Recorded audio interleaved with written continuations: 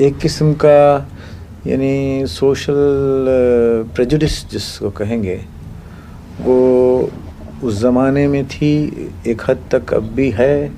उसका जहाँ तक मेरी अपनी ज़ाती ज़िंदगी का ताल्लुक़ है, मुझे कोई ख़ास उससे साबक़ा ऐसा नहीं पड़ा।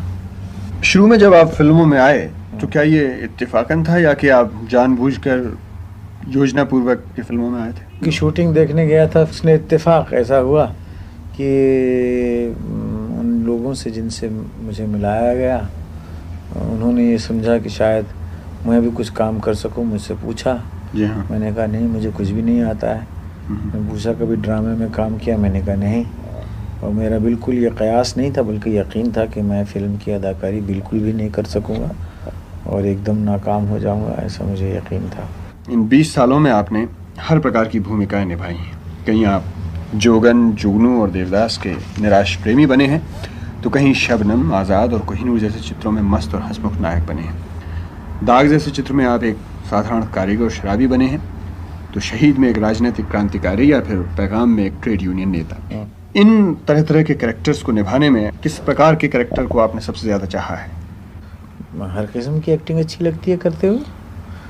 कॉमेडी करते हुए अच्छा लगता है, ट्रेजेडी करते हुए अच्छा लगता है, और गंवार का कैरेक्टर अच्छा लगता है, सोफिस्टिकेशन अच्छा लगता है, क्योंकि ये तज़ाद है इनमें।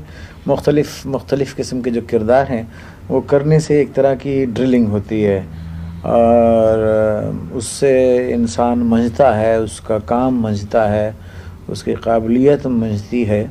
वरना क्या होता है कि एक ही ढंग में लोग प्रैक्टिस करते चले जाते हैं और उनका एक ही किस्म की पर्सनैलिटी फिल्म पर हर फिल्म में आती है, और किरदार निगारी के लिहाज से या एक्टिंग के लिहाज से उसको समझते हैं कि वो आदमी महदूद हो गया, उसकी कोशिश भी महदूद हो गई। तो आप जब किसी कैरेक्टर को आप लेते होंगे, जो दिया जाता होगा आपको, तो आप क्या अप्रोच लेते हैं? आप उस कैरेक्टर को वो दूसरा कोई आदमी है ऐसे नहीं सोचते। जैसे आप अगर कोई फिल्म डायरेक्ट कर रहे हो या प्रोड्यूस कर रहे हो, तो आपके उस ड्रामे में 20 कैरेक्टर हैं। आप एक डायरेक्टर की हैसियत से या एक मुसन्निफ की हैसियत से वो 20 कैरेक्टरों के साथ आप डील कर रहे हैं। लेकिन अगर उनमें से मैं एक प्ले कर रहा हूँ या एक अदा कर रहा हूँ, तो मुझे उस एक कैरेक्टर से वाबस्तगी है। आपने मेरे लिए एक कैरेक्टर चुना जो कि 30 साल की उम्र से उसकी कहानी शुरू होती है, और एक एक्टर की हैसियत से मैं देखता हूँ कि आपके पास उसकी 29 साल का डेटा नहीं है। फिर मैं उसका 29 साल का जो डेटा है वो आपकी कहानी के फ्रेमवर्क में मैं ख़ुद उसको तैयार करता हूँ, ताकि मुझे उस कैरेक्टर से एक बुनियादी वाक़फ़ियत हो। जी हाँ।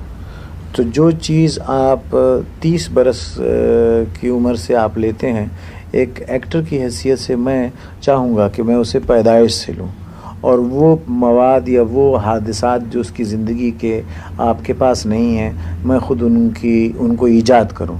आपके ख्याल में कलाकारों द्वारा अच्छे अभिनय करवाने में डायरेक्टर का हाथ कहाँ तक होता है? मेरा मतलब है, क्या एक अच्छा डायरेक्टर कलाकार से अच्छी भूमिका, अच्छा कैरेक्टर करवा सकने में सहायक होता है? हाँ, ये मुनहसिर है कि बाज़ डायरेक्टर ऐसे हैं जो कि बिल्कुल नए एक्टरों से जो उनकी ज़ाती पर्सनैलिटी है उसके करीब रह के काम कर लेते हैं। कुछ डायरेक्टर ऐसे हैं जिनके काम में जो किरदार हैं, उनके काम में अदाकारी के बहुत सी रेंज चाहिए।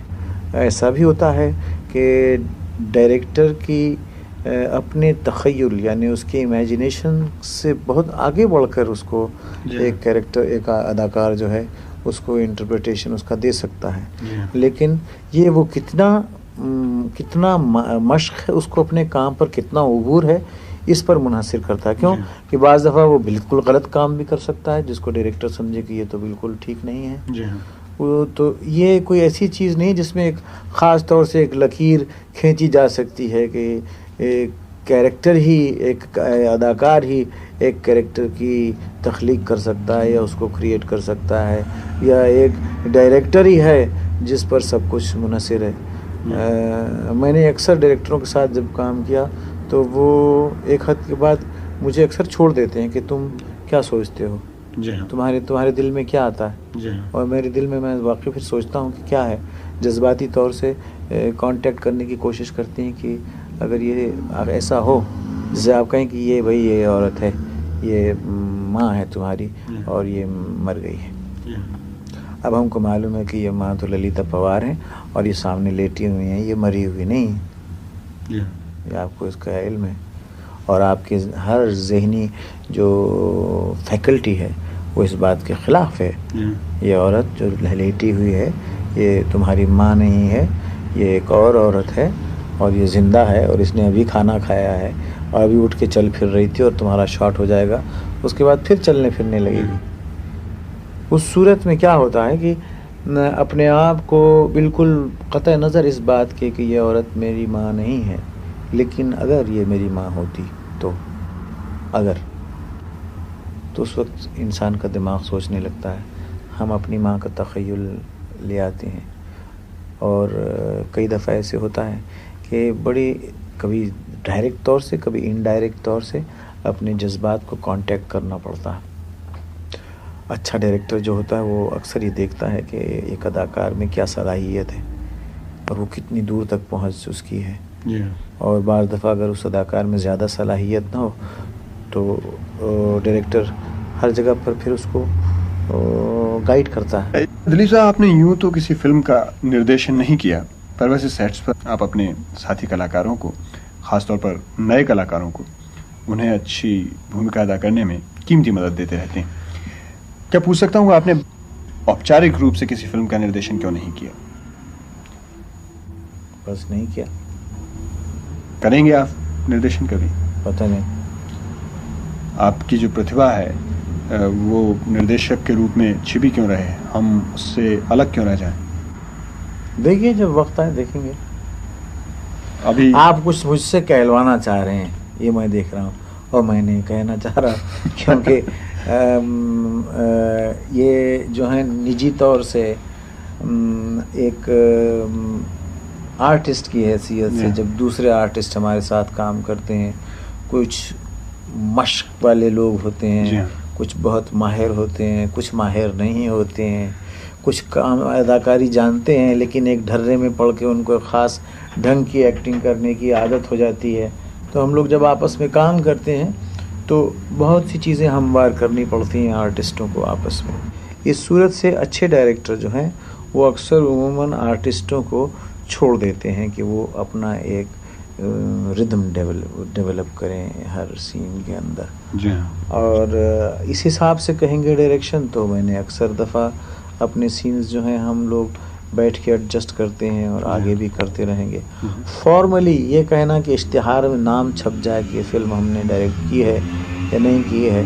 अब जैसे गंगा जमुना है, बहुत सी फिल्म ऐसी थी, नितिन बाबू बहुत ज़ईफ़ उम्र के आदमी हैं, 64 बरस की उनकी उम्र है, वो कहाँ से रेल में चढ़ेंगे, घोड़ों में बैठेंगे, 1000 बैलगाड़ियाँ चलाएंगे।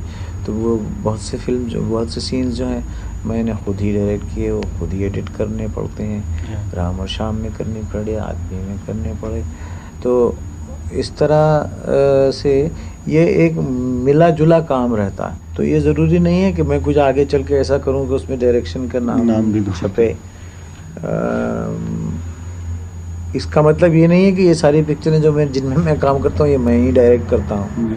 दिलीप साहब, आपके प्रशंसकों के सामने आपकी एक इमेज बनी हुई है, एक बहुत बड़े नायक की, हीरो की इमेज। आप जो भी करते हैं, जो भी कहते हैं, सोचते हैं, उसमें आपके प्रशंसक पूरी दिलचस्पी लेते हैं। आप में और आपके प्रशंसकों में एक भावनात्मक संबंध है, एक ख़ास तस्वीर जो आपकी उनके दिमाग में बनी हुई है, उसे वो बदलना नहीं चाहेंगे। आप इस बारे में क्या सोचते हैं? ज़ाती तौर से अगर आपसे मिल के कोई अच्छी राय कायम करे तो बड़ी खूबसूरत बात है, वरना ये हो सकता है कि आप अदाकारी बड़ी अच्छे करें, आप काम बड़ा अच्छा करें, बड़ी शोहरत हो, लेकिन ज़ाती तौर से आपका किरदार बड़ा मकरूह हो, तो ये तो बड़ी भद्दी बात हुई। इसमें तो सारी शोहरत आपकी समझिए कि कौड़ी काम की नहीं है। इंसान मेरे ख़्याल से शोहरत के अलावा और ये जो एक किस्म का फ़िल्मी इमेज या इम्प्रेशन होता है, इसके अलावा उसमें कोशिश करनी चाहिए कि कोई ज़ाती खूबी या ज़ाती वस्फ़ हो, और वो मेरे ख़्याल से सादगी से आता है। जी हाँ। एक दर्शक के लिए थोड़े बहुत पैसे देकर फिल्म दिखाना सिर्फ मनोरंजन भर नहीं है, उसे सिनेमा के ज़रिए से बहुत कुछ सीखने का मौका मिलता है, सिनेमा के उसके विचारों पर बहुत अधिक असर पड़ता है। उस बात को ध्यान में रखते हुए क्या आप बता सकते हैं कि क्या आपने अपने दर्शकों के प्रति आपकी कोई जिम्मेदारी है? कोशिश ये होनी चाहिए कि फ़िल्म अच्छा हो, फिल्म की कहानी बेहतर हो। बेहतर से मतलब मैं वो इंस्ट्रक्शनल फ़िल्म के ख़िलाफ़ हूँ, जिसमें कि फ़िल्म मीडियम को लोग ये समझते हैं कि इसको ऐसा रेजिमेंट कर दिया जाए कि ये सब लोगों को वाज़ दे दिए जाएं और बता दिए जाएं ज़िंदगी की खूबसूरती के, ऊंचाई के रास्ते। नहीं, अच्छा फ़िल्म, मुनासिब फ़िल्म, उसमें अच्छे ख़यालात, अच्छी कॉन्फ्लिक्ट जो होगी तो उसका बज़ात ख़ुद ही एक असर पड़ेगा। मैं प्रोपेगेंडा फ़िल्मों के ख़िलाफ़ हूँ, जिसमें कि बहुत वाज़े तौर से खुल्लम खुल्ला, जैसी कभी कभी देखती हैं कि शराब है, मसलन शराब के ख़िलाफ़ ये लंबे चौड़े भाषण और लेक्चर दिए जा रहे हैं, और इसी किस्म की आजकल जैसे ये पॉपुलेशन को जो रोकने के लिए बड़े बड़े लेक्चर दिए जाते हैं। मुझे लेक्चरबाजी की फ़िल्में पसंद नहीं हैं। वो एक फ़िल्म को और उसको एक मीडियम ऑफ प्रोपेगेंडा बन जाता है। दिलीप साहब, बहुत बहुत धन्यवाद। नमस्कार। आदाब।